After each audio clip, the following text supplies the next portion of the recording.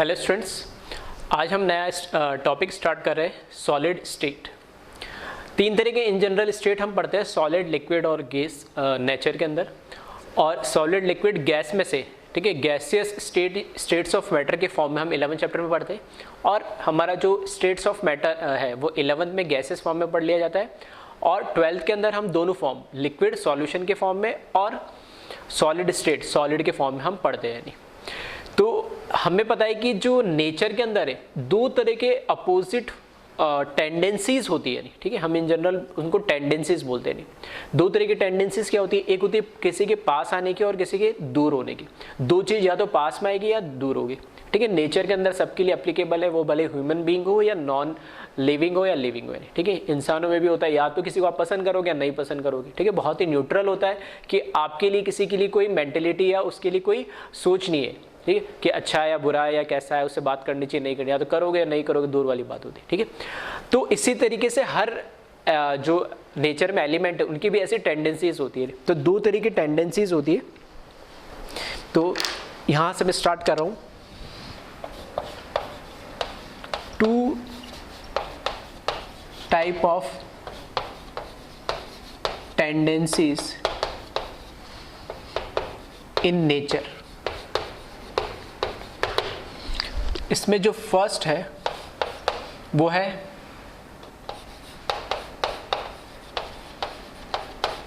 Attracting tendency, और जो second है वो है एस्केपिंग टेंडेंसी।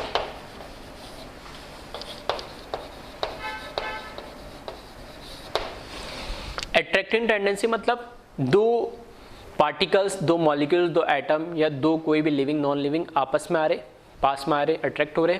और एस्केपिंग मतलब वो एक दूसरे से दूर होना चाहते हैं। तो इन्हीं के बेसिस पे हमारे जो मैटर है, मैटर क्या करता है, मैटर कुछ भी हो सकता है, anything that occupy space and having some mass is known as matter, ठीक है, पढ़ते हैं हम। तो मैटर सॉलिड, लिक्विड और गैस के फॉर्म में एग्जिस्ट करता है। तो हम इन जनरल बोलते हैं अगर, ठीक है, इफ फर्स्ट कंडीशन जो हमारे पे, इसको शॉर्ट में मैं लिख रहा हूं, escaping tendency, sorry attracting tendency, और ये एस्केपिंग टेंडेंसी, ठीक है। तो अगर हमारे पास जो अट्रैक्टिंग टेंडेंसी है वो बहुत ज़्यादा है, किससे, एस्केपिंग टेंडेंसी से, तब मैटर हमें जनरली किस फॉर्म में मिलता है, सॉलिड फॉर्म में।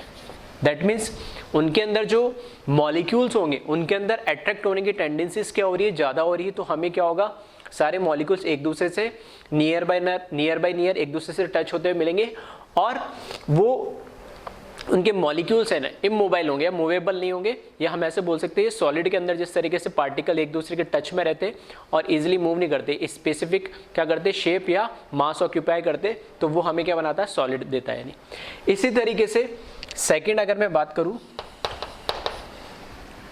ठीक है, तो इस केस में अगर अट्रैक्टिव टेंडेंसी जो है वो थोड़ी सी ज़्यादा हो और लगभग एस्केपिंग टेंडेंसी के बराबर ही हो, ठीक है, या तो ग्रेटर देन होगी थोड़ी सी, ठीक है, थोड़ा सा तो ज़्यादा होना चाहिए, थोड़ा सा अट्रैक्शन होना ही चाहिए, रिपल्शन होगा टोटल तो फिर तो नहीं आएगा, ठीक है। तो लिक्विड के अंदर पता है अट्रैक्टिव टेंडेंसी है वो थोड़ी सी ज़्यादा होती है, या फिर हम बोलते हैं ऑलमोस्ट, ठीक है, रिपल्सिव के बराबर होती है। तो इस केस में जो हमें फॉर्म मिलेगा वो मिलेगा हमें लिक्विड फॉर्म, ठीक है। तो बहुत ज़्यादा अट्रैक्शन होता नहीं, इसलिए मॉलिक्यूल्स इजीली जिस कंटेनर के अंदर या जो जिस भी शेप के हम कंटेनर में को उसको फिल करते हैं वही शेप वो क्या कर लेता है, ऑक्यूपाई कर लेता है, ठीक है। इस वजह से इसको हम क्या बोलते हैं, लिक्विड बोलते हैं। और थर्ड जो होता है वो होता है लास्ट, जो अट्रैक्टिव टेंडेंसी है वो बहुत कम होती है, या मैं उल्टा बोल दूं जो एस्केपिंग टेंडेंसी वो बहुत ज़्यादा होती है। किस केस में, गैस के केस में। जो गैसेस होती है उसमें क्या है, एक दूसरे मॉलिक्यूल्स के पास रहना पसंद नहीं करते, वो एक दूसरे बहुत दूर दूर घूमते रहते हैं, ठीक है, उसमें एस्केपिंग टेंडेंसी ज़्यादा होती है। और जितनी ज़्यादा होगी ठीक है, मतलब जितने ज़्यादा होगी उतना ही ईजिली क्या कर पाएंगे, मूव कर पाएंगे। इसलिए जो भी स्पेस आप उनको ऑक्यूपाई कर दो, ठीक है, रूम में रखोगे तो रूम ऑक्यूपाई कर लेंगे, भले ही 10 मॉलिक्यूल हो, ठीक है। एक बड़ा हॉल दोगे तो बड़ा हॉल को ऑक्यूपाई कर लेंगे, एक पूरा शहर दोगे तो शहर को ऑक्यूपाई कर, तो जितनी आप उनको स्पेस दोगे उतने वो क्या करते रहेंगे, उसमें घूमते रहेंगे।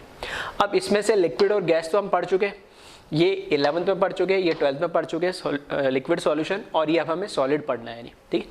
अब सॉलिड के बारे में अगर मैं बात करूं तो इन जनरल जो सॉलिड होता है, ठीक है, तो सॉलिड क्या होता है, ये फॉर्म ऑफ एक मैटर होता है, ठीक है, it is a form of matter, it is form of matter which having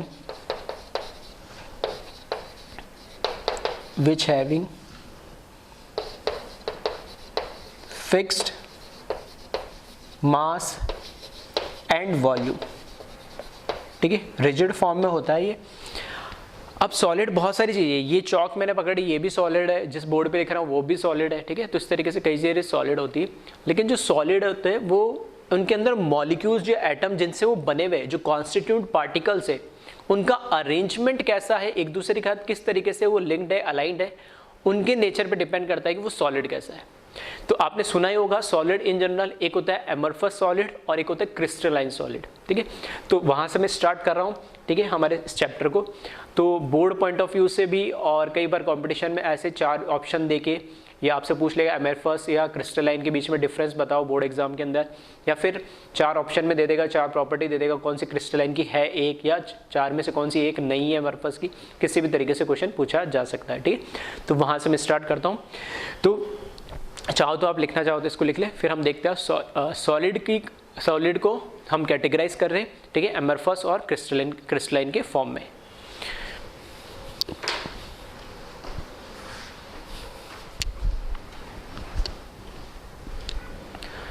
अब देखते हैं डिफरेंस, जो 2 टाइप के सॉलिड होते हैं, एक होता है एमरफस सॉलिड और एक होता है क्रिस्टलाइन सॉलिड।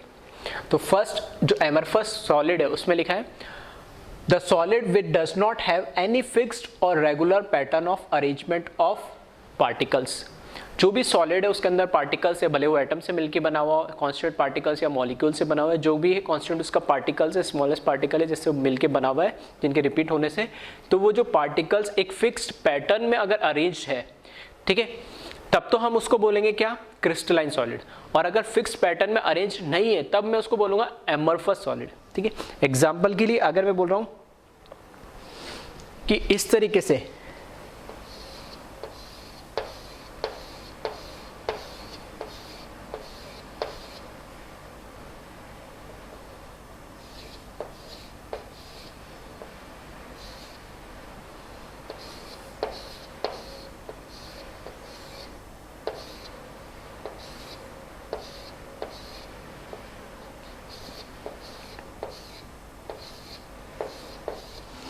ठीक है, तो आप देख रहे हो कहीं कहीं पे तो रेगुलरिटी है, कहीं कहीं पे रेगुलरिटी नहीं है, नहीं, ठीक है। तो इस तरीके से एक फिक्स्ड पैटर्न नहीं चल रहा है, नहीं, थोड़ी देर तो आपको पैटर्न देखने को मिलेगा, थोड़ी देर बाद वो पैटर्न देखने को गायब हो जाएगा।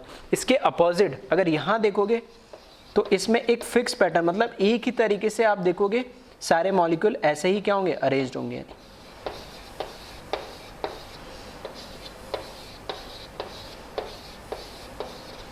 ठीक है, तो रेगुलर पैटर्न के अंदर एटम्स अरेंज हो तब तो हम उसको बोलेंगे क्या,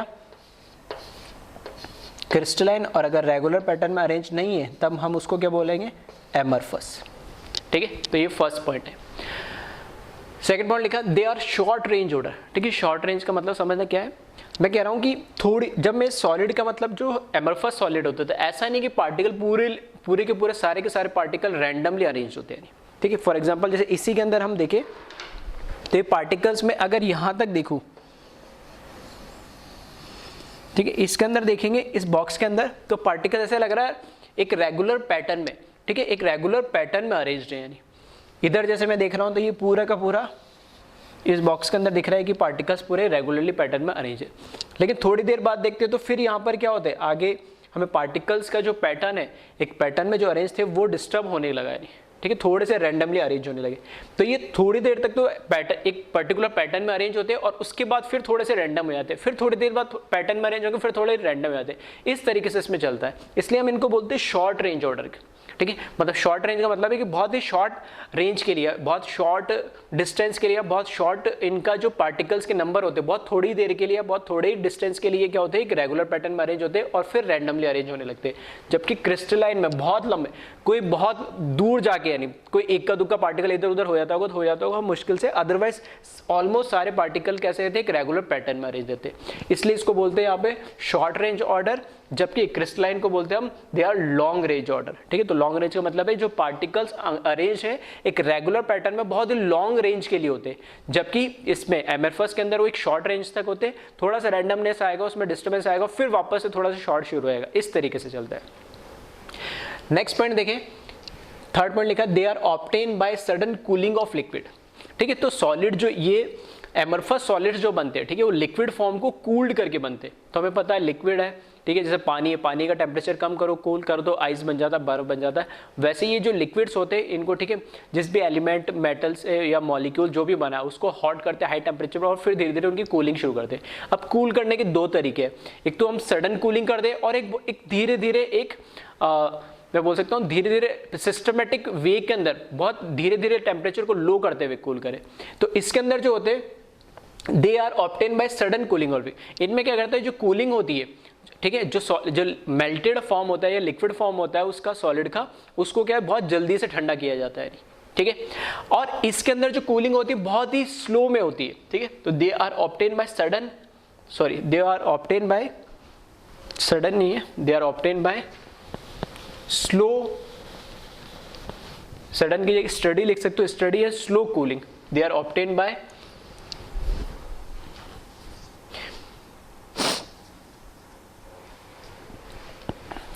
या they are obtain by control and slow cooling of liquid. ठीक है, सडन कूलिंग तो इसमें कर देते एकदम से, ठीक है, इसलिए जो पार्टिकल्स इसमें, ठीक है, समझ में आएगा, क्योंकि इसमें एकदम से कूल कर देते तो पार्टिकल जहां जो जैसा है मूव कर रहा है लिक्विड फॉर्म में, वही के वही क्या होता है, सॉलिडिफाई हो जाता है वो। लेकिन इसमें क्या होता है, धीरे धीरे से हम कूल करते हैं कंट्रोल वे में। तो पार्टिकल जैसे मान लो नीचे वाली लेयर कूल हो रही है, तो धीरे धीरे से पार्टिकल एक सिस्टमेटिक पैटर्न में क्या हुए, सेट हुए, फिर उससे ऊपर वाली तो पार्टिकल सेट हुए, फिर धीरे धीरे इस तरीके से। तो कंट्रोल और स्मूथ वे में इसको कूल किया जाता है, इसलिए पार्टिकल्स भी जो अरेंज होते हैं वो, ठीक है, सारा बैटर कहाँ कर रहा है, ये जो थर्ड पॉइंट लिखा है कि इसमें सिस्टमेटिक और रेगुलर पैटर्न में होता है और इसमें जबकि कैसे रैंडम पैटर्न में होता है। तो रैंडम का वजह ये है कि इसमें सडन कूलिंग की जाती है, सडन कूलिंग की जाती है तो जो जहाँ एटम्स या उसका कांस्टेंट पार्टिकल्स घूम रहा है वही के वही क्या हो जाता है, वो सॉलिडिफाई हो जाता है। जबकि यहाँ पर क्या आता है, कंट्रोल कूलिंग की जाती है, तो धीरे धीरे कूलिंग करने पे वो सिस्टमेटिक वे में एक लेयर के ऊपर दूसरी लेयर तीसरी लेयर इस तरीके से, ठीक है, सिस्टमेटिक वे में वो एक रेगुलर पैटर्न के अंदर उनका अरेंजमेंट मिलता है पार्टिकल्स का। ठीक है, तो इसमें सडन कूलिंग होती है, इसमें कंट्रोल एंड स्लो कूलिंग होती है। नेक्स्ट पॉइंट देखें, they are not true solid and regarded as a super cooled liquid. ठीक है, तो अगर हम बोलते हैं जनरली सॉलिड कौन सा है, तो क्रिस्टलाइन सॉलिड की बात करते हैं। आगे जो चैप्टर हम पढ़ने वाले हैं पूरा ये चैप्टर किस पे, इस क्रिस्टलाइन सॉलिड के बारे में पढ़ेंगे, एमरफस सॉलिड के बारे में, क्योंकि इस चैप्टर का नाम सॉलिड स्टेट है तो पहले हम देख तो लेके सॉलिड कौन कौन से टाइप के होते हैं, तो ये एक डिफरेंस लिया है। बाकी जो आगे की स्टडी हम करते हैं उसमें क्रिस्टलाइन सॉलिड की स्टडी करते हैं, इसलिए इनको क्या बोलते हैं, ट्रू सॉलिड्स बोलते हैं, जबकि ये ट्रू सॉलिड नहीं है। इनको और दूसरा नाम क्या बोल जाता है, super cooled liquid. Super cooled liquid क्योंकि बहुत सडनली इनको क्या किया जाता है, कूल किया जाता है बहुत ही लो टेम्परेचर पे, तो इसलिए यहाँ पे लिखा they are true solids. Next point देखें यहाँ पे fifth, their cooling curve is smooth and does not have sharp melting point. ठीक है, इनका जो कूलिंग कर्व होता है, क्योंकि इसमें एकदम से सडनली कूल किया जाता है, ठीक है, इसको उल्टा समझने के लिए हमने जो सॉलिड फॉर्म में जो हमारे पास एमरफस सॉलिड है, सॉलिड स्टेट के अंदर हमने बना लिया एमरफस सॉलिड, अभी सॉलिड फॉर्म के अंदर है।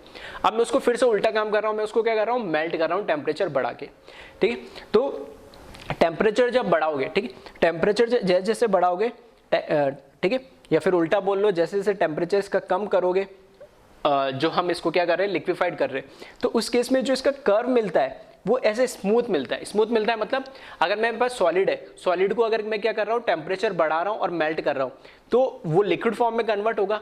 तो ऐसा, इसको जब हम टेम्परेचर बढ़ाने पे सॉलिड से लिक्विड फॉर्म में लाते हैं, तो ऐसा नहीं है कि एक पर्टिकुलर टेम्परेचर आके एकदम से सॉलिड लिक्विड में कन्वर्ट हो जाता है। जैसे हम वाटर के लिए बोलते हैं कि 100 डिग्री पे वो क्या होगा, बॉयल होना शुरू होगा, 0 डिग्री पे आने के आइस जमना शुरू हो जाएगा। तो ऐसा कोई स्पेसिफिक टेम्परेचर नहीं होता है, शार्प पॉइंट नहीं मिलता कि यहाँ के बाद ये मेल्ट हो जाएगा, यहाँ के बाद ये बॉयल हो जाएगा। वो एक रेंज मिलती है, जैसे वो उसका टेम्परेचर जैसे जैसे कूल करने लगोगे तो धीरे धीरे सॉलिड होने लगेगा, थोड़ा थोड़ा थोड़ा थोड़ा थोड़ा थोड़ा थोड़ा, और बाद में देखोगे तो 20-25 डिग्री के रेंज के अंदर या 5-10 डिग्री के रेंज में जाके वो पूरा पूरा जमा एक पर्टिकुलर टेम्परेचर पे वो सॉलिड नहीं हुआ है।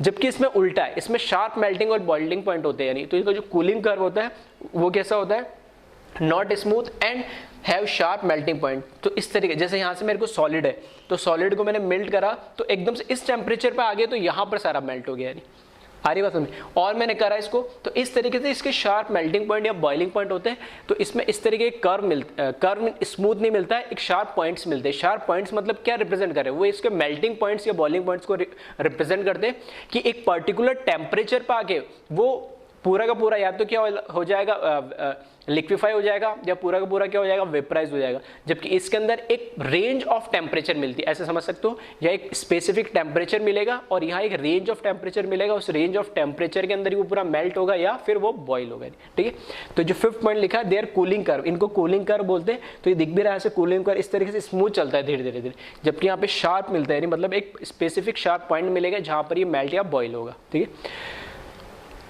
नेक्स्ट पॉइंट लिखा है, इंपॉर्टेंट है, इसका ध्यान रखना, ये है they are isotropic in nature, और यहां पे लिखा है एनआइसोट्रॉपिक। ठीक है, तो आइसोट्रॉपिक का मतलब क्या है, they are isotropic in nature, that is they have same properties in all direction.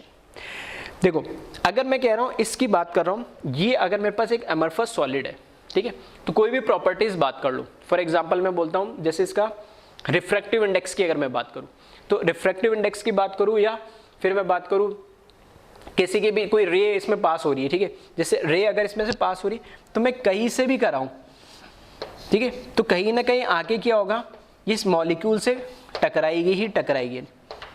ठीक है, या इधर नहीं टकरा रही तो अंदर आके टकरा जाएगी, इधर नहीं तो इधर आके टकराएगी, बहुत ज़्यादा फर्क नहीं पड़ेगा। तो किसी भी डायरेक्शन में मैं कोई भी प्रॉपर्टी को मेजर करूंगा तो वो मुझे सबके सब क्या मिलेगी, सेम ही मिलेगी। तो यहाँ पर ये लिखा है आइसोट्रॉपिक इन नेचर का मतलब है they have same properties in all direction, जबकि क्रिस्टलाइन के अंदर ऐसा नहीं होता है। ठीक है, they are anisotropic in nature, that is they have different properties in different direction. कैसे, देखो, अगर मैं यहां से आ रहा हूं तो इधर मॉलिक्यूल मिलेगा इजीली, ऐसे बहुत सारे, इधर से भी मिल जाएगा, इधर से भी मिल जाएगा, इधर से भी मिल जाएगा, ऐसे सेम इधर से भी, इधर से भी। लेकिन अगर मैं मान लो इधर से आया, इधर से ये एंटर करा इसमें, तो यहाँ पे देखोगे तो इसके बीच में कोई ये स्पेस क्या है, एक तरीके से वैकेंट है, खाली है भाई। एक पार्टिकल्स के नीचे एक पार्टिकल लगा हुआ है, तो ये वाली जो स्पेस दिख रही है, ये स्पेस पूरी क्या है, खाली है। तो इसके अंदर जब रे अगर एंटर करेगी तो यहाँ से इजीली मूव कर जाएगी, यहाँ करेगी तो पार्टिकल को पार करके जाने जाएगी। तो इस वजह से, क्योंकि यहाँ पे एक रेगुलर पैटर्न में एक फिक्स्ड अरेंजमेंट होता है, तो हर एंगल पे ऐसा नहीं है कि यहाँ पे तो किसी भी एंगल से जाओ कोई ना कोई पार्टिकल्स आपको मिलेंगे ज़्यादातर, क्योंकि उसको रैंडमली अरेंज है। जबकि एक सिस्टमेटिक पैटर्न में अरेंज है, तो ऐसे भी आपको स्पेसेस या जगह मिलेगी जहाँ से रेस इजिली निकल जाएगी, या वहाँ से आप जो प्रॉपर्टी मेजर करोगे उसमें ज़्यादा डिफरेंस नहीं आएगा। ठीक है, और दूसरे तरीके से समझ सकते हो, आप जब इस लेफ्ट टू राइट चल रहे हो तो देखो यहाँ डेंसिटीज के मेजर करोगे तो सारे पार्टिकल्स इसमें काउंट हो रहे हैं। जब यहाँ से इस पॉइंट से इधर से डेंसिटी मेजर करोगे तो ये स्पेस ज़्यादा खाली मिलेगी आपको, यानी ठीक है, ऐसे भी समझ। लेकिन यहाँ से आप कैसे भी मेजर कर लो बहुत ज़्यादा डिफरेंस नहीं आएगा। तो वर्ड आइसोट्रॉपी और एनआइसोट्रॉपिक का मतलब क्या है, तो ये थोड़ा सा क्लियर रखना कि जो भी प्रॉपर्टीज हम मेजर कर रहे हैं आइसोट्रॉपिक के केस में सेम मिलती है, किसके अंदर, एमरफस के अंदर, लेकिन क्रिस्टलाइन के अंदर वो सारी डिफरेंट मिलती है, इसलिए उनको बोलते हैं एनआइसोट्रॉपिक इन नेचर। ठीक है, तो इसको एक बार आप कॉपी कर लें।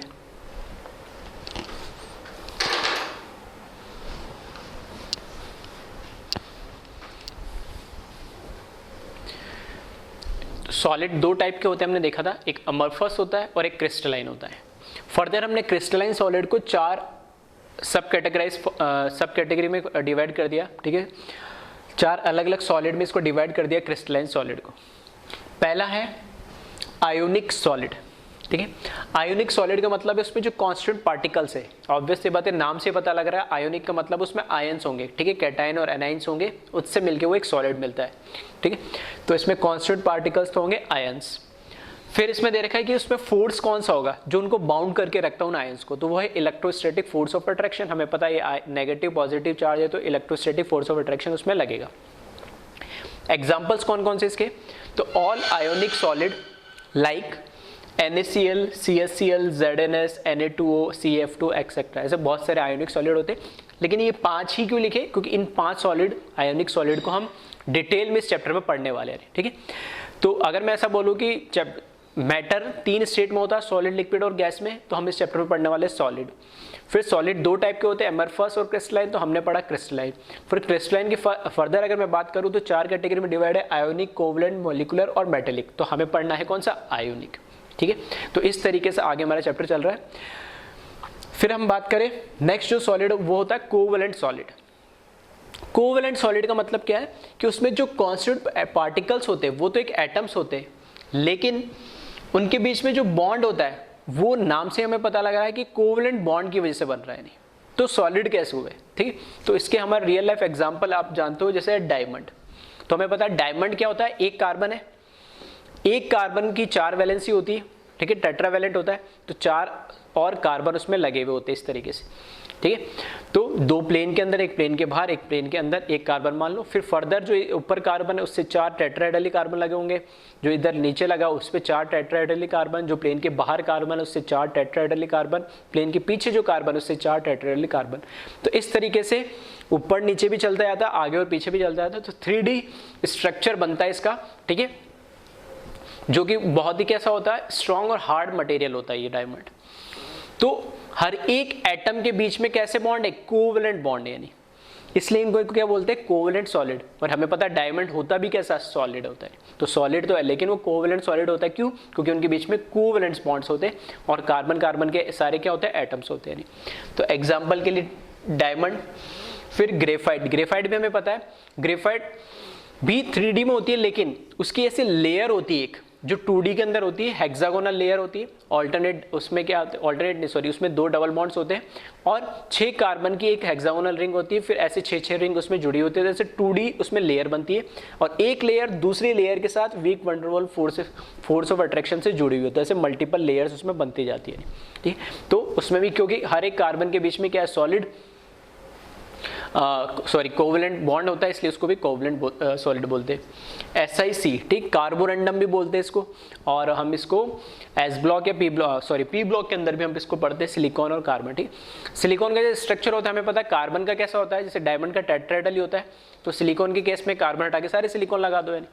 लेकिन ऑल्टरनेट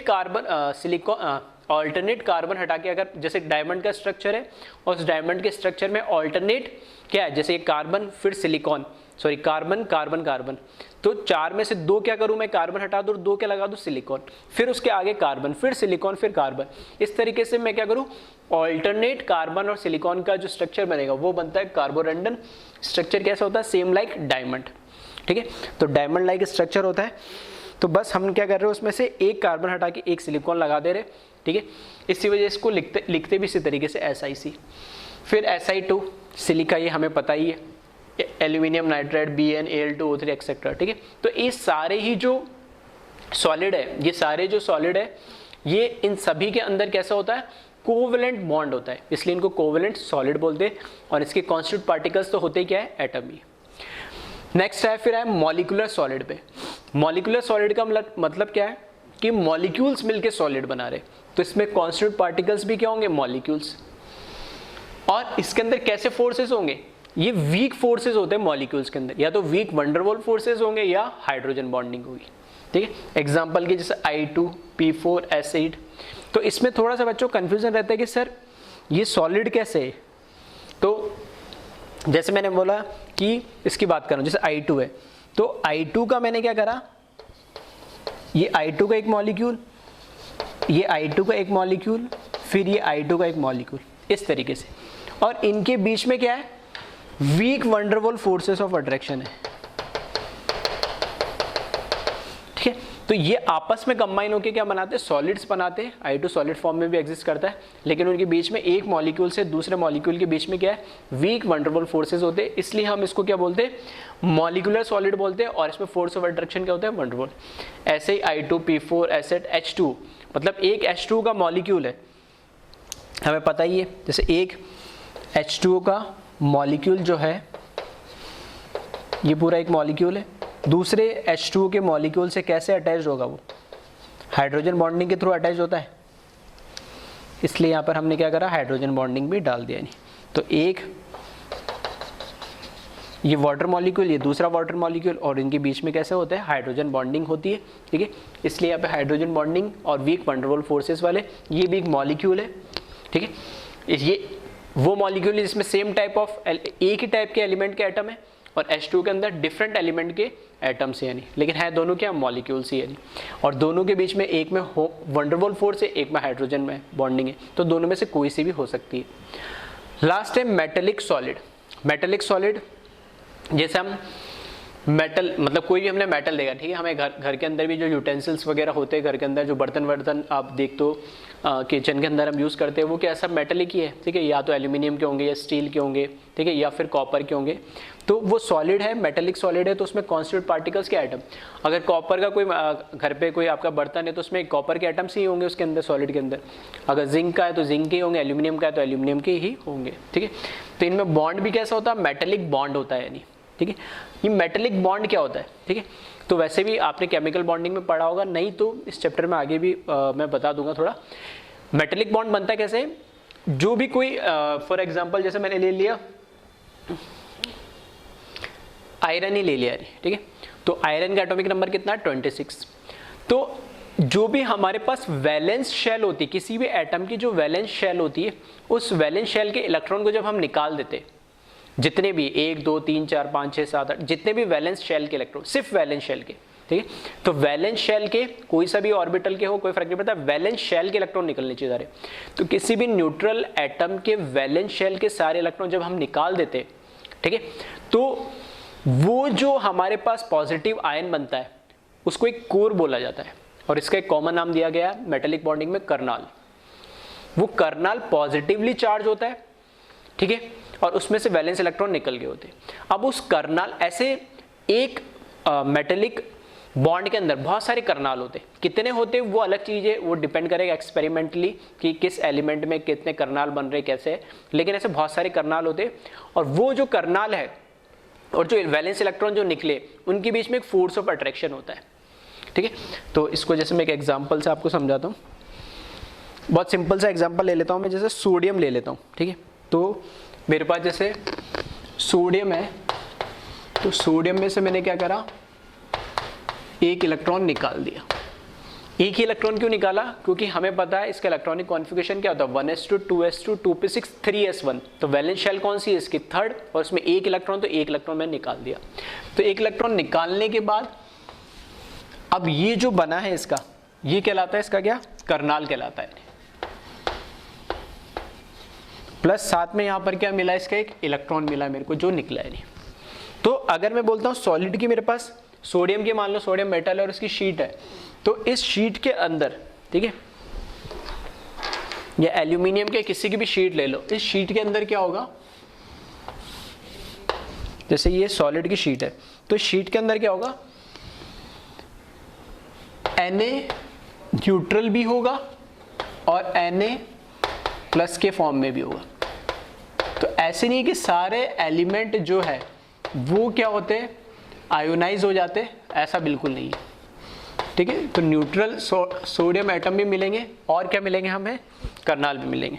तो इनको चलो मैं कर्नाल को अलग से दिखा देता हूँ, ये कर्नाल, ये कर्नाल, ये कर्नाल, ठीक है, और ये वाले जो है ये मेरे पास ये न्यूट्रल एटम है सोडियम की। अब जिन कर्नाल में से इलेक्ट्रॉन निकले वो कहाँ गए, तो वो इलेक्ट्रॉन भी इसी के अंदर रहते हैं, नहीं वो जो इलेक्ट्रॉन है वो भी इसी के अंदर रहते हैं।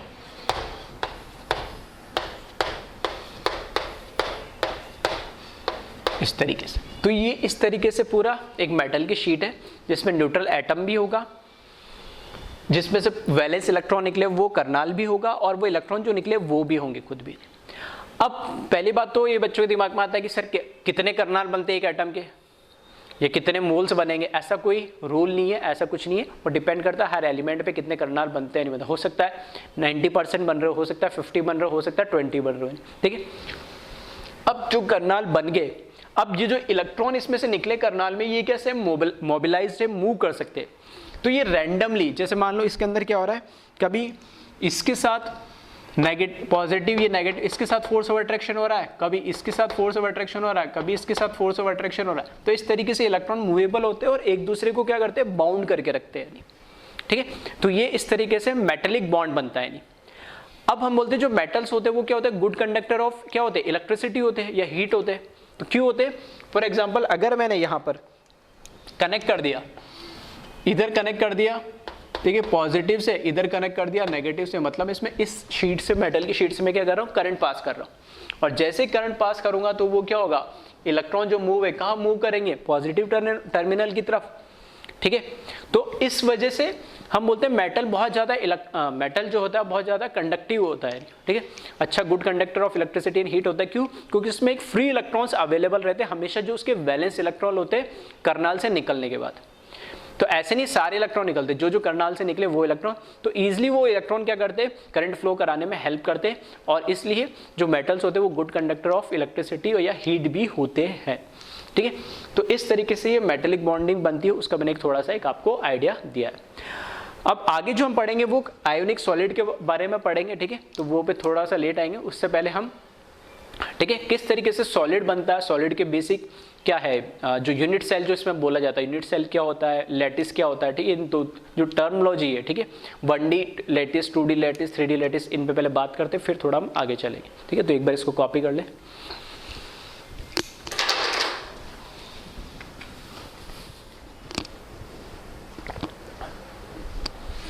अब बात करते हैं हम स्पेस लैटिस।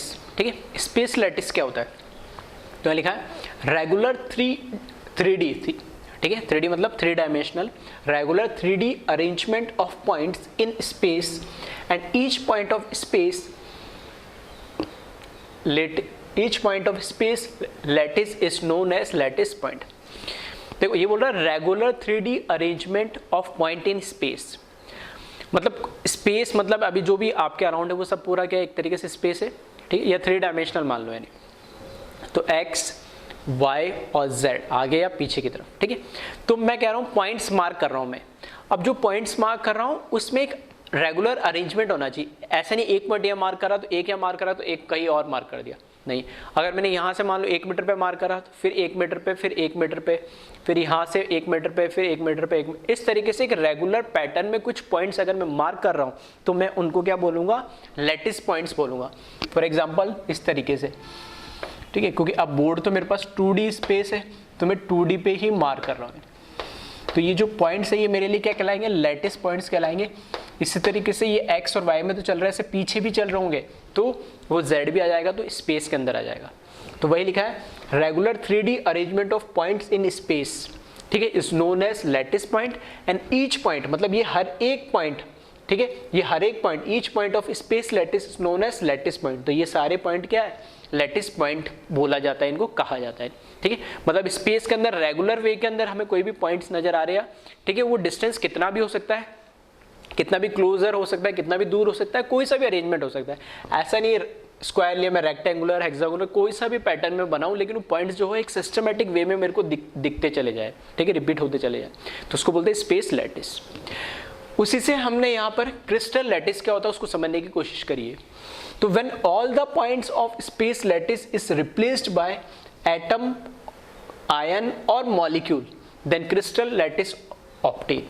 मतलब ये जितने भी पॉइंट, अभी मैं कह रहा हूँ ये कोई इन जनरल पॉइंट्स है, अब इन पॉइंट को मैं हटा के मैं क्या मान लो ये सारे के सारे क्या कोई एटम्स है, यानी तो अगर एटम हो गए तो सारे एटम हो गए, तो मुझे पता है एटम सारे एक सिस्टमेटिक पैटर्न में अरेंज है, रेगुलर 3D अरेंजमेंट में अरेंज है, तो मैं उसको क्या बोल दूंगा, हमारा वो क्या बन जाएगा, क्रिस्टल बन जाएगा, या क्या बन जाएगा, एक सॉलिड बन जाएगा। ठीक है, अब वो एटम भी हो सकता है, या कोई मॉलिक्यूल भी हो सकता है, या कोई आयंस भी हो सकता है, पॉजिटिव नेगेटिव, वो अलग चीज है। नहीं, ठीक है, तो क्रिस्टल लैटिस कुछ नहीं है। स्पेस लैटिस क्या है, तो स्पेस लैटिस सिंपल सा कोई भी इमेजिनरी पॉइंट्स में अरेंज कर रहा हूँ, लेकिन एक सिस्टमेटिक वे में होना चाहिए, ऐसा नहीं है रैंडम हो, यानी ठीक है, या मैं ऐसे बोल सकता हूँ क्रिस्टलाइन सॉलिड जो हम बोलते हैं उसके जैसे पॉइंट्स हम मार्क करते हैं, वैसे एक सिस्टमेटिक वे में अगर पॉइंट्स मार्क कर रहे हैं तो वो स्पेस लैटिस कहलाते हैं। और उन सभी पॉइंट्स को अगर मैंने किसी भी एटम, मॉलिक्यूल या आयन से रिप्लेस कर दिया तो स्पेस लैटिस से ही मुझे क्या बन जाएगा, क्रिस्टल लैटिस मिल जाएगा। अब क्रिस्टल जो भी बनता है, ठीक है, जैसे फॉर एग्जांपल ये चौक है, ठीक है, तो अब इस चौक का एक बड़ा पार्ट है, चौक कितनी भी बड़ी हो सकती है, लेकिन अब ये चौक कैसे बनी हुई है, क्या इनमें एटम्स का अरेंजमेंट है, कितना उनके बीच में डिस्टेंस है, ठीक है, क्या उनकी साइज है और कितनी उसमें स्पेस, कितना इसमें स्पेस पूरे का पूरे सॉलिडिफाइड है या खाली स्पेस है, वैकेंट स्पेस है, कैसा अरेंजमेंट है, वो सब हमें स्टडी करनी है। तो अब पूरा इतना बड़ा जो चौक का पीस, पूरे को तो स्टडी नहीं करूंगा, मैं एक छोटे से पार्ट को स्टडी करूंगा। तो ये जो इसका एक ऐसा स्मॉलेस्ट पार्ट, ऐसा सबसे छोटा पार्ट, जो पार्ट क्या हो रहा है, रिपीट होके पूरा का पूरा ये चौक बन रहा है या क्रिस्टल बन रहा है, तो हम उसको क्या बोलते हैं, यूनिट सेल बोलते हैं। और सिंपल एग्जांपल मैं बताऊं रियल लाइफ से, तो हमने जैसे हम देखते हैं कि जब मकान बनता है, घर वगैरह बनता है, तो हम ईंट वगैरह, ब्रिक्स वगैरह जो आजकल यूज करते हैं, या आजकल पत्थर भी होते हैं, तो आजकल ठीक है मशीन से कट के आते हैं एक रेगुलर साइज के, यानी ठीक है, उन्हीं पत्थर को हम इजीली क्या लगा देते हैं, अरेंज हो जाता है। नहीं तो अगर और कुछ नहीं तो सिंपल, अगर आपने जैसे कोई वॉल देखी हो जिसपे प्लास्टर वगैरह नहीं करा हुआ तो ईंटों से बना हुआ है, तो आप देखोगे ईंटों की डायमेंशन ऑलमोस्ट क्या होती है, सेम ही होती है, ठीक है, थोड़ा 19-20 होती होगी, क्योंकि उनके भी क्या बने हुए होते हैं, एक मतलब एक स्ट्रक्चर बने होते हैं जिसके अंदर ईंट को मतलब वो जो मिट्टी होती है उसको फिल करके पकाया जाता है, तो वो एक ही, वैसे तो एक ही शेप और साइज की होती है। तो वॉल को देखने से भी हमें समझ में आता है कि उसमें ईंट्स लगी हुई है, ठीक है, इस तरीके से लगी हुई होती है ईंट्स एक रेगुलर वे में। तो वो मैं ऐसे बोल सकता हूँ, अगर मैंने इस वॉल को बनाया है, तो इस वॉल को बनाने के लिए एक जो मिनिमम यूनिट है वो मेरी एक ईंट का एक पीस है, यानी मतलब एक यूनिट है उस ईंट को ही, मतलब वैसे ही बहुत सारी ईंटों को मैंने क्या करा, बार बार क्या रिपीट करा है, ठीक है, लेफ्ट में भी, राइट में भी, अबाव भी, बिलो भी, आगे भी, पीछे भी, जितनी मुझे विड्थ चाहिए, तो उसी से मेरी पूरी की पूरी क्या बनी, वॉल बनी है। इसी तरीके से तो उस ईंट है वो मेरे इस वॉल के लिए, इस वॉल के लिए मेरे के लिए क्या कहलाएगी, यूनिट सेल कहलाएगी। वो सबसे छोटा यूनिट है, वो सबसे छोटा पार्ट है जिसको मैं फर्दर रिपीट करूं, ठीक है, तीनों डायरेक्शन में, एक्स, वाई और जेड डायरेक्शन में, ठीक है, तीनों साइड में मैं रिपीट करूं तो मेरा जो क्रिस्टल है या मेरा फॉर एग्जांपल जो मेरी वॉल है वो क्या हो जाएगी, पूरी जनरेट हो जाएगी, डेवलप हो जाएगी। उसी तरीके से कोई भी क्रिस्टल हम जब बनाते हैं, ठीक है, क्रिस्टल से मतलब है कोई भी हम सॉलिड एलिमेंट या क्रिस्टलाइन सॉलिड हम बनाते हैं, तो हम उसको एक छोटे किसी भी पार्ट को, क्रिस्टल का साइज कुछ भी हो सकता है, छोटा भी हो सकता है, बड़ा भी हो सकता है, हाँ, उसके अंदर जो सबसे मिनिमम यूनिट होगी वो होगी उसकी यूनिट सेल। तो फॉर एग्जांपल मैं बोल रहा हूं अगर एटम से मिलके बन रहा है, ठीक है, तो अब एक ही एटम अरेंज हो रहा है रेगुलर पैटर्न में, या कुछ एक पैटर्न बना रहा है फिर रिपीट हो रहा है, फिर पैटर्न बना रहा है या रिपीट हो रहा है, तो जो भी वो एटम्स 3, 4, 5 मिलके, या एक ही एटम रिपीट हो रहा है फर्दर, ये 4 एटम मिलके एक पैटर्न बना रहा है, वो पैटर्न रिपीट हो रहा है, तो वो जो पैटर्न मिनिमम बन रहा है वो उसका कहलाता है यूनिट सेल कहलाता है। तो यूनिट सेल किसी भी क्रिस्टल का वो स्मॉलेस्ट पार्ट होता है जिसके फर्दर रिपीट होने से हमारा पूरा क्रिस्टल जो होता है डेवलप हो जाता है। तो वही लिखा है यहाँ पे, smallest repeating unit in any crystal which on repeating again and again generate the whole lattice, whole या फिर आप ऐसे लिख सकते हो crystal lattice. It has same property as entire crystal. अगर मुझे किसी क्रिस्टल को पढ़ना है तो मैं पूरे टुकड़े को, ठीक है, पूरे चौक के टुकड़े को तोड़ के देखने की जरूरत नहीं, मैं छोटा सा पार्ट निकालूंगा, उसको स्टडी करूंगा, उसमें देखूंगा कि एटम्स का अरेंजमेंट कैसा है, पार्टिकल्स का अरेंजमेंट कैसा है, क्या उसका डेंसिटी है, क्या उसकी विस्कोसिटी है, क्या रिफ्रैक्टिव इंडेक्स है, या क्या उसकी प्रॉपर्टी है, मेल्टिंग पॉइंट, वो सब उस पर स्टडी करूंगा। तो जो सेम उस यूनिट सेल की जो प्रॉपर्टी होगी वही उस पूरी क्रिस्टल की प्रॉपर्टी होगी। तो मुझे पूरा ऐसा नहीं यहाँ से एक पार्ट निकाला, यहाँ से एक निकाला, फिर एक निकाला, बहुत सारे पार्ट निकाल के मैं स्टडी कर रहा हूँ, ठीक है, तो एक पार्ट के मैं स्टडी कर रहा हूं, तो जो प्रॉपर्टी उस यूनिट सेल की होगी वही पूरी की पूरी क्या हो जाएगी, उस क्रिस्टल की हो जाएगी। फिर लिखा आगे, and infinite unit present in any crystal. और क्रिस्टल की अगर मैं बात करूं उसमें तो बहुत सारे होते हैं, ठीक है, ऐसे नहीं कि 1000 या 1 लाख, ठीक है, बहुत सारे होते हैं, हम तो इनफाइनाइट बोलते। इनफाइनाइट तो वैसे होगा कि जिसको गिन नहीं सकते, लेकिन हाँ होते भी इतने सारे कि जिसको गिनते गिनते आप परेशान जरूर हो जाओगे, ठीक है, तो इन जनरल ऐसे बोल सकते हैं इनफाइनाइट यूनिट सेल होते हैं किसी क्रिस्टल में। अब 2 तरह के हमारे पास यहाँ पे यूनिट सेल होते हैं। पहला हमने बोला है प्रिमिटिव और सिंपल यूनिट सेल। प्रिमिटिव और सिंपल यूनिट सेल का मतलब है कि unit cell in which lattice point present at corners, मतलब जो हमारा क्रिस्टल लैटिस है, अब क्रिस्टल लैटिस के अंदर ये पॉइंट्स जो है इसके वो क्रिस्टल पॉइंट्स लैटिस पॉइंट कहलाते हैं। अब ये लैटिस पॉइंट जहां पे एटम होगा या कोई मॉलिक्यूल होगा या जो आयंस होगा वो कहाँ होगा। तो मैं बोल रहा हूँ फॉर एग्जांपल मान लो कि ये चौक ही में एक चौक का बड़ा पीस था, उसका ये यूनिट सेल है। तो इस यूनिट सेल के अंदर मैं देखूंगा कि एटम्स कहाँ पर है, यानी इसके सेंटर में है, इसके एज पे है या सरफेस पे है या है कितने बाहर है कितने अंदर है। ठीक है, समझ रहे हो। तो ये मिनिमम यूनिट है जिसके रिपीट होने से कोई चीज मेरा क्रिस्टल बन रहा है। तो इस क्रिस्टल जो मिनिमम यूनिट है यूनिट सेल है, इस यूनिट सेल का जैसे अभी तो ये सिलेंड्रिकल टाइप दिख रहा है। ठीक है, अगर ये कैसा होता क्यूबिक होता या रेक्टेंगुलर होता, ठीक है, यानी क्यूबॉइड होता, तो उसका मैं क्या बोल सकता हूँ, क्योंकि हमें जो पढ़ना है आगे वो क्यूब के बारे में पढ़ना है। ठीक है, हम जो एक टाइप का पढ़ने वाले, ठीक है, इसमें बहुत सारे टाइप आएंगे, तो उसमें से हम पर्टिकुलर क्यूब के बारे में पढ़ने वाले, तो हमारा जो यूनिट सेल मिलेगा क्यूब के फॉर्म में मिलेगा। तो ये हमारा, अब जब इस चैप्टर को पढ़ोगे तो जहाँ पे जैसे अभी आप ऑनलाइन पढ़ रहे हो, तो आप जिस रूम में बैठ के पढ़ रहे हो, अब आपके रूम का शेप कैसा भी हो, ठीक है, जनरली तो कैसे रेक्टेंगुलर आपको वैसे मिलेगा। ठीक है, रेक्टेंगुलर टाइप ही होगा, लेकिन आप ऐसे मान के चलना कि हमारा क्या है, स्क्वायर मतलब बेस है, स्क्वायर उसकी वॉल है, स्क्वायर उसका, ठीक है, क्या है, रूफ है, मतलब क्यूब है हमारा, यानी क्यूबॉइड हो तो भी ठीक है। और किसी किसी के आजकल डिजाइन के लिए वॉल के अंदर कर्व देते तो भी समझ लेना कि पूरा एक क्या है, क्यूब के अंदर जो रूम है हमारा क्यूब है। तो वो क्यूब क्यों है उसके रीजन में मैं बताऊंगा अभी आगे आने वाले लेक्चर में, ताकि वो इमेजिन थोड़ा सा आपको करना पड़ेगा इस चैप्टर में। एक बार आप इमेजिन कर लोगे तो फिर चैप्टर बहुत इजी हो जाएगा ये। तो अगर जो हमारा यूनिट सेल है वो क्यूब है, या मैं ऐसे बोल सकता हूँ स्क्वायर है, ठीक है, तो उसके कॉर्नर पर अगर हमारा लैटिस पॉइंट, दैट मीन्स वो एटम मॉलिक्यूल से आयंस आ रहा है, तब तो ऐसे यूनिट सेल्स को हम बोलेंगे प्रिमिटिव सिंपल यूनिट सेल, जिसमें सिर्फ कॉर्नर उस यूनिट सेल के, फॉर एग्जांपल मैं बोल रहा हूँ कि कोई क्यूब है वो मेरा यूनिट सेल है, तो उस क्यूब के जो कॉर्नर्स होंगे 8 कॉर्नर्स होंगे, वो मेरे क्या होंगे, यूनिट सेल के जो लैटिस पॉइंट होंगे, वहां पर सिर्फ लैटिस पॉइंट आ रहा है या वहां पर सिर्फ एटम मॉलिक्यूल या आयन आ रहा है, तब तो ऐसे यूनिट सेल को मैं क्या बोलूंगा, प्रिमिटिव और सिंपल यूनिट सेल। दूसरा है नॉन प्रिमिटिव और सेंटर्ड यूनिट सेल। इसका मतलब है कि lattice point present at corner and centre. अब एक चीज और जोड़ दी, कॉर्नर पे तो होंगे, फॉर एग्जांपल क्यूब है मेरा, तो उस क्यूब के कॉर्नर पे तो होंगे ही, लेकिन उस क्यूब के कॉर्नर के साथ साथ जैसे ये मान लो है ना, तो ये है, अभी क्यूब तो नहीं है लेकिन हाँ ये कैसा है, क्यूबॉइड टाइप है। तो इसमें ये कॉर्नर्स तो मुझे पता है 1 2 3 4 5 6 7 8 कॉर्नर्स है। तो सिर्फ कॉर्नर पर अगर हमारे लैटिस पॉइंट्स या जिसको मैं बोलूँ एटम्स या मॉलिक्यूल्स आ रहे, तो ये एक यूनिट सेल है। तो इस यूनिट सेल को मैं बोलूँगा प्रिमिटिव या सिंपल यूनिट सेल। अब इस यूनिट सेल में देखो, ये जो आपको सामने दिख रही है इसकी क्या एक फेस है, पीछे दिख रही है ये भी एक फेस है, साइड में इधर भी एक फेस है, इधर भी एक फेस है, एक इधर फेस है एक इधर है, तो टोटल आगे पीछे 2, ये साइड वाली 2 और ऊपर नीचे, तो टोटल 6 फेसेस होती है ऐसे। तो इन अब वो इसने बोला कि जो सिंपल है प्रिमिटिव उसमें तो कोई दिक्कत नहीं, सिर्फ कॉर्नर्स कवर करने हैं, कॉर्नर्स पे कोई एटम या मॉलिक्यूल होना चाहिए, वो उसका लैटिस पॉइंट होगा। नॉन प्रिमिटिव में इसने बोला कॉर्नर प्लस सेंटर। अब ये नहीं बोला सेंटर किसका, क्योंकि ये फेस भी हो सकता है सेंटर। अब ये जो पूरा यूनिट सेल है 3D में, ये तो इसका अंदर एक सेंटर भी होगा, इसका जिसको हम बोलते हैं बॉडी सेंटर, ठीक है, इसके बिल्कुल बीच में होगा एक बॉडी सेंटर होगा, तो हम उसको बोलते हैं, वो भी हो सकता है। ये क्या एज है इसकी, ये जो किनार दिख रही है क्या, इसको एज बोलते हैं। तो 1 2 3 4, ठीक है, 5 6 7 8, ठीक है, तो ये सारी क्या एजेस है, तो एज का भी सेंटर हो सकता है, ठीक है। तो सेंटर तो किसी का भी हो सकता है, लेकिन इसने इन जनरल बोल दिया कि सिर्फ कॉर्नर्स जो हमारा है तो वो लैटिस पॉइंट है, तो मैं उसको बोलूंगा सिंपल या प्रिमिटिव यूनिट सेल।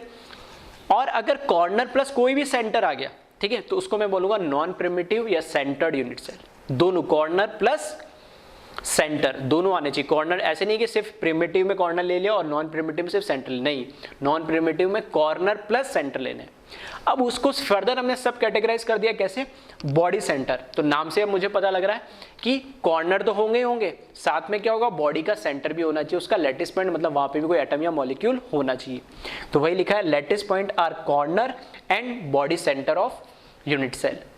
फिर दे दिया इसने फेस सेंटर, तो फेस सेंटर मतलब ये फेस हो गया, तो इसके सेंटर पे होना चाहिए, ये भी इसका फेस है, ये भी सेंटर पे होना चाहिए, ये भी फेस है, ये भी फेस है। तो कोई भी जो भी फेस है उसके फेस पे सेंटर पे आ रहा है अगर एटम या मॉलिक्यूल, तो हम उसको बोलेंगे face centre, non primitive centred unit cell. तो इसमें होना चाहिए lattice point are corner and face centre. Third they रखा है एंड सेंटर, ठीक है। एंड सेंटर का मतलब क्या है, लेटिस पॉइंट आर कॉर्नर, तो कॉर्नर तो आएगा, साथ में any two opposite face centre, मतलब फेस सेंटर में तो जितनी 6 फेस आएगी सारी कवर होगी, बॉडी सेंटर में तो एक ही बॉडी सेंटर होगा, वो कवर हो गया। अब इसने बोला एंड सेंटर, एंड सेंटर का मतलब है कि या तो ये फेस अगर आप ले रहे हो तो इसके अपोजिट फेस ये लेनी चाहिए, तो इसके सेंटर पे और इसके सेंटर पे एनी टू अपोजिट, तो ये इसके अपोजिट यही होगी। ऐसे ही अगर आप ये वाली फेस ले रहे हो इधर वाली, तो इसके अपोजिट कौन सी, ये वाली फेस होगी, तो इन दोनों के सेंटर पे। या फिर आप ये वाली फेस ले रहे हो तो इसके अपोजिट कौन सी होगी, ये वाली फेस, तो इनमें से दो कोई भी अपोजिट फेस आप ले सकते हो, ठीक है। तो थोड़ा सा ये टर्मिनोलॉजी आपके लिए अभी अजीब लग रही होगी, ठीक है, लेकिन एक बार ध्यान से आप इस लेक्चर को सुनना और फिर से देखना क्या लिखा है, तो इजीली आपको समझ में आएगी। तो लैटिस पॉइंट और ये इनका यूज एज सच कुछ है नहीं, लेकिन हाँ चैप्टर स्टार्ट करा है, पहली बार मेरा काम इनको बताना, इंट्रोड्यूस करना, ठीक है, ताकि आगे मैं जब भी लैटिस क्रिस्टल बोलूँ या लैटिस पॉइंट बोलूँ तो कंफ्यूजन ना हो, क्योंकि हम तो एटम मॉलिक्यूल्स और किस पे आयंस की बात करेंगे, आयन रखा हुआ है, ये एटम रखा हुआ, मॉलिक्यूल रखा हुआ, हम लैटिस पॉइंट बोल भी दे तो कंफ्यूज मत होना, उसकी जगह एटम, आयन और मॉलिक्यूल का मतलब है, ठीक है। और यूनिट सेल किसी भी शेप का हो सकता है, ठीक है, स्टैंडर्ड शेप के होते हैं यूनिट सेल, वो भी हम आगे पढ़ने वाले हैं नेक्स्ट लेक्चर में, लेकिन हाँ जनरल जो हमें पढ़ना है, ठीक है, वो क्यूब के बारे में पढ़ रहा है। तो जिस रूम में आप बैठो, तो एक छोटा सा होमवर्क है, आप सिर्फ इतना करना कि जिस रूम में आप बैठो तो उस रूम को एज ए क्या क्यूब मान के चलना, और उसमें आपका काम है कि उसमें कितने कॉर्नर्स है, कितने एज है, कितने एज सेंटर है, ठीक है, कितने फेस सेंटर है या कितनी फेस है उसके अंदर, या फिर मैं बोल सकता हूँ उसमें कितनी डायगोनल है। दो तरह की डायगोनल होती है, एक होती है फेस डायगोनल जो इस फेस से यहाँ से यहाँ तक आ रही है, कितनी फेस डायगोनल है, ठीक है, और कितनी बॉडी डायगोनल है। बॉडी डायगोनल का मतलब क्या होता है, फेस डायगोनल तो यहाँ पे 2D से पता लग रहा है आपको, एक फेस के कॉर्नर, दो अपोजिट कॉर्नर को मैच मतलब मैं क्या करूँ, ज्वाइन कर दूँ तो कहलाता है फेस सेंटर। एक कहलाता है बॉडी सेंटर, तो बॉडी सेंटर क्या है, बॉडी के सेंटर से, सॉरी बॉडी सेंटर नहीं, बॉडी डायगोनल क्या होता है, एक कॉर्नर से अपोजिट कॉर्नर को ज्वाइन करना है, लेकिन ये वाला कॉर्नर नहीं, बॉडी सेंटर से पास होती है, वो लाइन कहाँ से पास होनी चाहिए, बॉडी सेंटर से। तो अगर इस आगे वाले कॉर्नर से मैं लाइन ड्रॉ कर रहा हूँ तो वो अंदर से आएगा, और इस वाले कॉर्नर पे नहीं, इधर जो पीछे कॉर्नर है इस पे टच करेगा, और वो कहाँ से पास हो आएगा, इसके बॉडी के सेंटर से, तो उसको बोलते हैं बॉडी डायगोनल, ठीक है। तो ये सब चीज़ें क्या है, थोड़ा सा आप विजुअलाइज करने की कोशिश करना, और कितने नंबर्स इनके होते हैं वो भी आप विजुअलाइज करना है, ठीक है। तो एक बार इसको कॉपी करें, फिर हम देखते हैं आगे की चीज़ इनमें नेक्स्ट लेक्चर में। Thank you class.